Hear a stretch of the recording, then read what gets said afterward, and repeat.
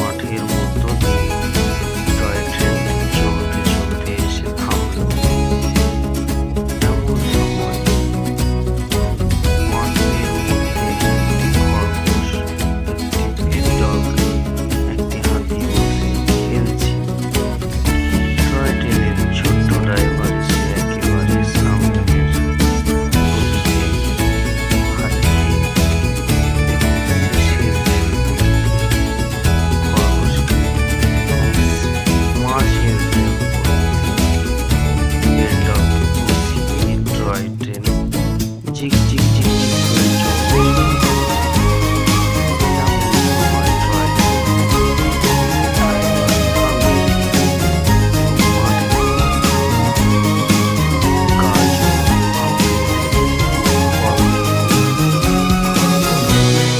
আর dog toy ট্রেনকে লাগিয়ে এসে খরগোশ গাজরটিকে খেয়ে নিল। হাতি আপেলটিকে খেয়ে নিল। সবশেষে ডগ ফলটিকে খেয়ে নিল। আবার তারা টয় ট্রেন চলতে শুরু করল।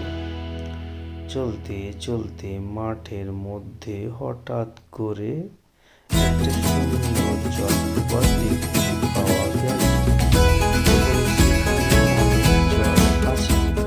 যেটি দেখতে পেয়ে হাতি ছুটে চলে গেল এবং দূর থেকে জল দেখতে শুরু করল।